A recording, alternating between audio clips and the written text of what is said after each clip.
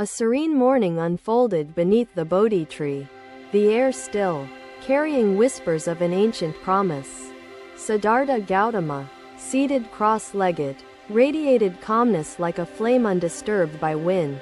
Around him, seekers gathered, hearts heavy with questions, yearning for clarity. Their faces reflected exhaustion from lives entangled in ceaseless streams of distractions. The hum of nature resonated, yet their minds buzzed with the chaos of unseen worlds. One disciple, visibly burdened, stepped forward, bowing deeply with respect. "Master," he began, his voice trembling, "our world is overwhelmed by endless noise. Messages flood us, consuming every waking moment." The disciple continued, his brow furrowed in deep anguish. "How can we awaken amidst such unrelenting distractions?" he asked, seeking solace in the Buddha's infinite wisdom. The Buddha's eyes gleamed with compassion as he surveyed the crowd. He paused before speaking, letting silence settle. "The noise you speak of," he began, his voice gentle yet resonant, "is not new, though its form may have changed. In my time, it was the clamor of marketplaces, the disputes of kings, the cries of injustice," he continued. "Today, it manifests as a river of notifications, beckoning you away from yourselves," he added with serene clarity. "To awaken," the Buddha said, "one must first learn the art of stillness." He gestured toward a lotus blooming undisturbed on the pond's surface. "Observe the lotus," he said, his voice carrying an air of deep reverence. "Rooted in mud, it rises above water, untainted, seeking neither approval nor avoidance," he explained. "So too must your minds rise, untouched by the currents of distraction," he advised. Another disciple, troubled, inquired, "Master, how can we silence the noise that pervades even our moments of solitude?" The Buddha closed his eyes briefly, then spoke, his tone unwavering yet soft. "Do not fight the noise," he began, allowing his words to seep deeply. "Resisting it strengthens its grip, making it a part of you," he cautioned gently. "The mind," he continued, "is like a placid lake, undisturbed until a stone causes ripples. Thoughts and distractions are the stones," the Buddha explained, "spreading ripples only when disturbed by your reactions. Be the stillness that allows these ripples to fade," he urged, "and you will find clarity hidden beneath." Silence enveloped the gathering as the seekers absorbed his teachings, their breaths deepening in unison. The Buddha, sensing their growing openness, smiled faintly, his serenity inspiring. "Begin with the breath," he instructed, his words imbued with practical wisdom. "The breath is neither past nor future. It is the eternal present moment," he explained patiently. "As you inhale, know that you are inhaling," the Buddha guided, his tone steady and rhythmic. "As you exhale, know that you are exhaling," he added, emphasizing mindfulness. "Each breath anchors you, drawing you back to yourself, away from the endless currents," he elaborated thoughtfully. A young seeker, brimming with curiosity, posed another question. "Master, how can we carry this stillness amidst the demands of our world?" she asked earnestly. The Buddha responded, his gaze serene yet piercing.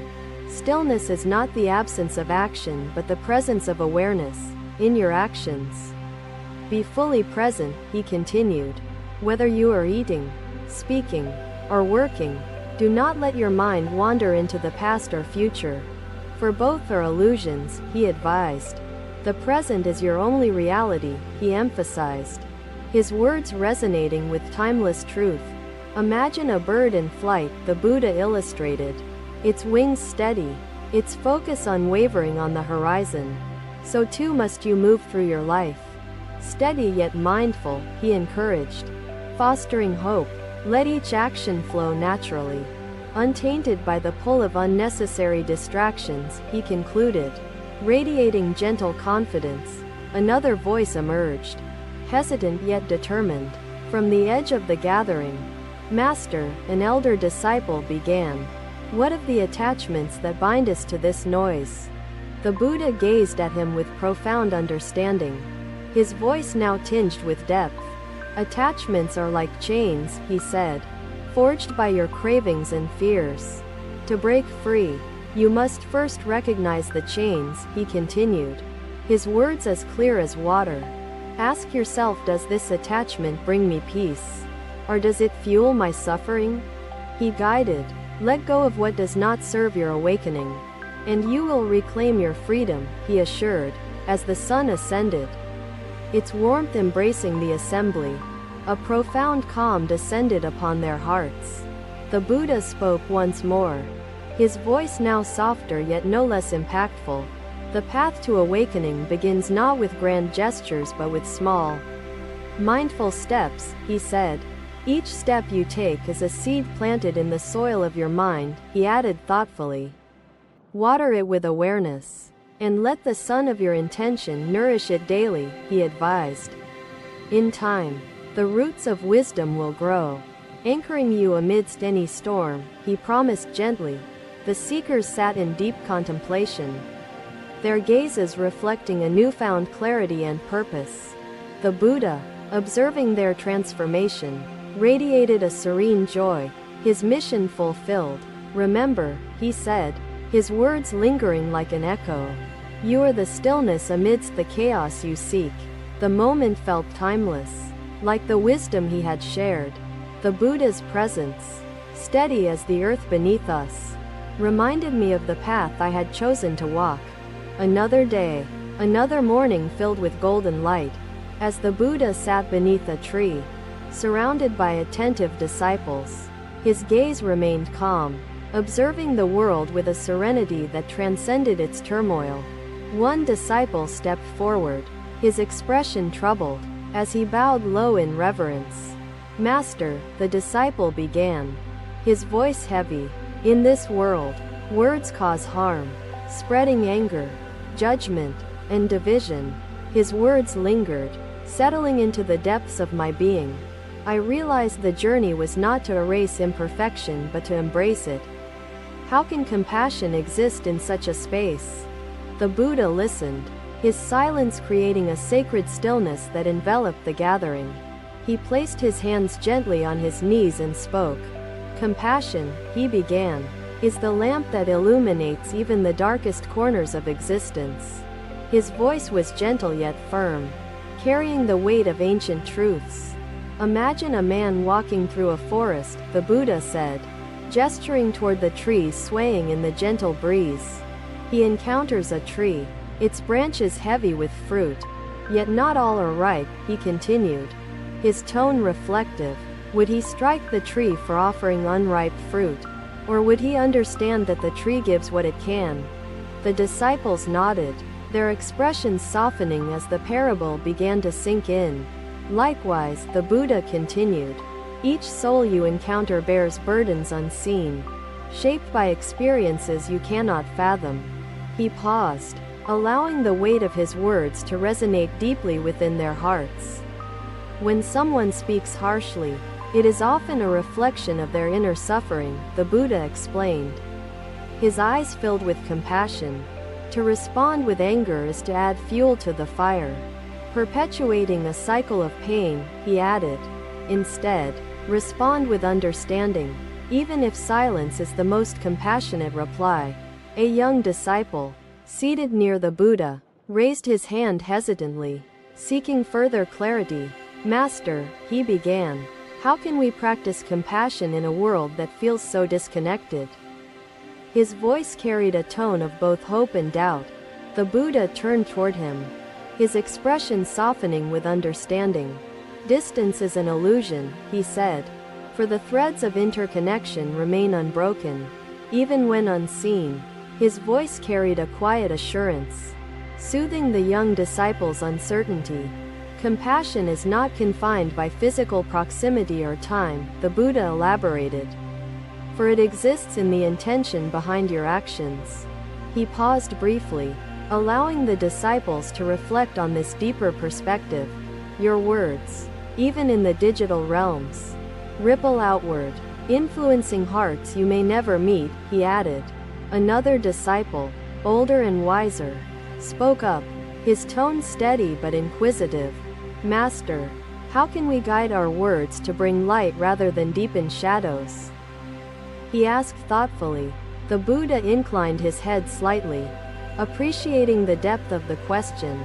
Before speaking, the Buddha began.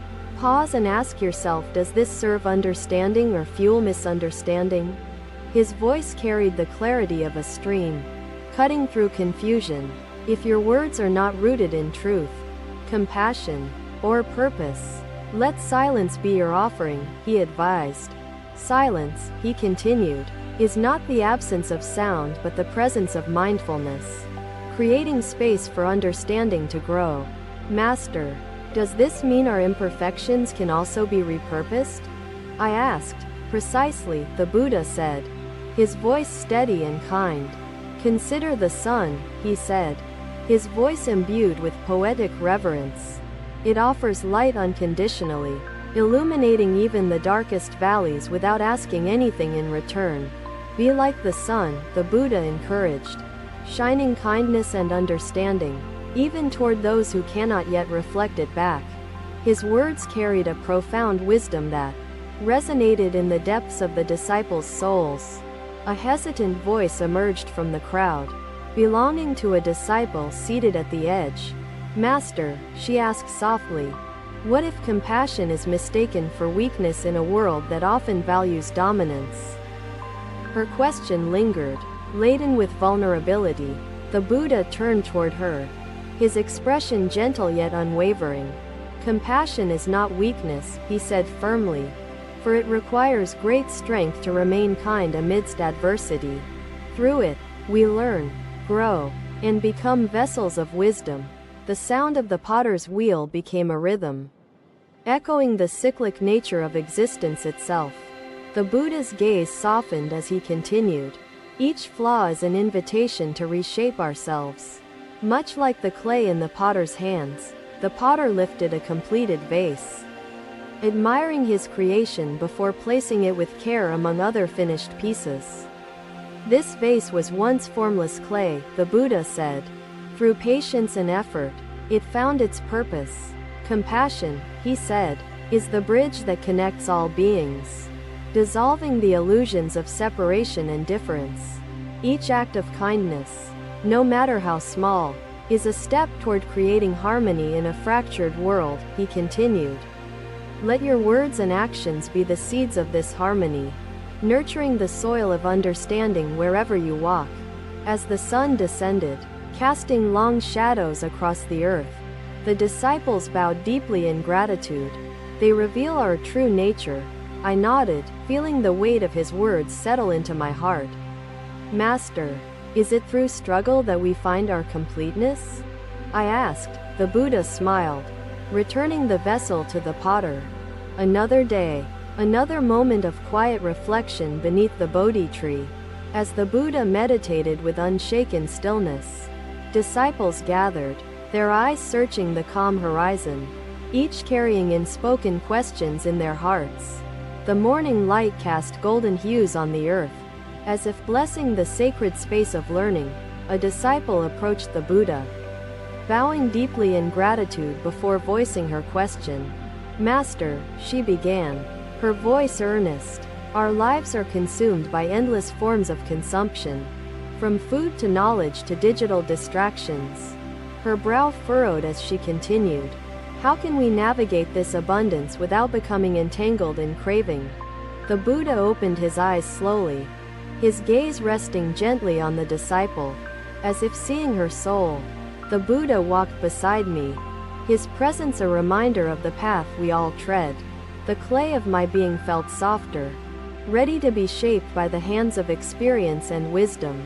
The trees provide without attachment, yet humans often consume without discernment, he observed. The disciples listened intently, the weight of his words settling in the stillness of their minds. To consume mindfully, the Buddha continued, is to ask yourself, does this nourish me, or does it feed my restlessness? He paused, allowing the simplicity of his guidance to resonate with the gathering. A young seeker, bold in his curiosity, stepped forward and posed a question. "Master," he asked, "how can we practice mindfulness in a world abundant with distractions that demand our attention?" The Buddha turned toward him, his expression serene yet purposeful. "Begin by cultivating awareness of your intentions," he replied. "Ask yourself, why do I seek this? And what do I hope to gain?" Abundance is not the cause of suffering, the Buddha explained, his tone patient and unhurried. It is craving that binds the mind, leading it astray from contentment. He gestured toward the horizon, where the vast sky met the distant hills. Freedom lies not in rejecting abundance, but in discerning its rightful place in your life. The disciples nodded, their understanding deepening with each word the Buddha spoke. A middle-aged disciple, weathered by experience, addressed the Master. "It tests our strength and patience." The Buddha gestured to a cluster of wildflowers growing among the rocks. "Desire, like fire, consumes whatever it touches. Yet it is never satisfied," he said. "To break the cycle, you must turn inward, not outward, for contentment cannot be found outside yourself. Imagine a jar of water," he continued, lifting a cup from nearby. "If the water is muddy, shaking it only worsens its clarity." The disciples watched as he set the cup down gently, letting the sediment settle. "Stillness," the Buddha said, "reveals the clarity already present, hidden beneath agitation. True contentment," he elaborated, "arises not from possessing but from recognizing that you already have enough." His words carried a serenity that seemed to radiate from the stillness of his own being. Another disciple, her voice tinged with skepticism, posed a challenging question. "Master," she began, "what if our cravings are for things we perceive as good, like knowledge or connection?" The Buddha regarded her with quiet understanding before responding. "Good intentions can still lead to suffering if they are tainted by attachment or unawareness," he explained. "Knowledge and connection are tools, not ends. When sought excessively, they become burdens." His gaze turned to a nearby bird, its feathers ruffled as it hunted for food. Even the bird knows when to stop seeking, for it senses the balance within itself. I turned and saw the winding trail, its obstacles now distant yet clear in memory. "I see every struggle I faced," I said, "but also the progress we made. To navigate your world mindfully," he said, "cultivate the habit of conscious choice, guided by awareness and intention. Before consuming anything, be it food, information, or emotions, pause and reflect," he advised. "Is this necessary? Does this lead to growth, peace, or wisdom?" He allowed the question to linger, like an echo fading into eternity. A young child, present with her mother, raised her hand shyly, drawing smiles from the gathering. "We believe imperfection diminishes us. Yet it is the very soil of growth." The wind grew stronger, carrying the echoes of his wisdom across the mountain. "Like a cup filled to its brim," he continued, "anything more spills and creates unnecessary waste." He gestured toward the child, his voice imbued with kindness. "It teaches us resilience, patience, and the value of effort. Much like this climb." I opened my eyes to the expanse of the plateau, its view stretching far beyond the horizon. A quiet voice emerged from the back, a disciple speaking with quiet urgency. "Master," he said, "what of the fear of missing out, which drives our endless consumption in modern times?" The Buddha closed his eyes momentarily before responding, his tone reflective and calm. "Fear arises from the illusion that life is passing you by, robbing you of fulfillment," he said. "But life is not something to be grasped. It is a flow to be experienced, moment by moment. Imagine trying to catch the wind," he continued, his voice almost lyrical. "You cannot hold it, but you can feel its presence when you stand still. The disciples nodded, their faces softening as the analogy illuminated their fears. The Buddha concluded with a timeless truth, his voice now filled with the weight of his teaching.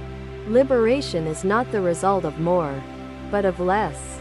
Less craving, less clinging, less distraction. The assembly sat in silent reverence, the golden light of wisdom permeating their hearts. The Buddha's presence, steady as the rocks beneath us, reminded me of the wisdom gained through experience. The night descended, stars beginning to adorn the sky like scattered jewels. The Buddha watched them depart with a heart full of quiet joy, his presence a beacon of unyielding serenity. The tree beneath which he sat swayed gently, bearing witness to another moment of timeless wisdom. The echoes of his teachings lingered in the air, weaving their way into the tapestry of countless lives. Thank you for watching. Buddha's teachings are always with you. Subscribe to our channel and we will see you in the next video.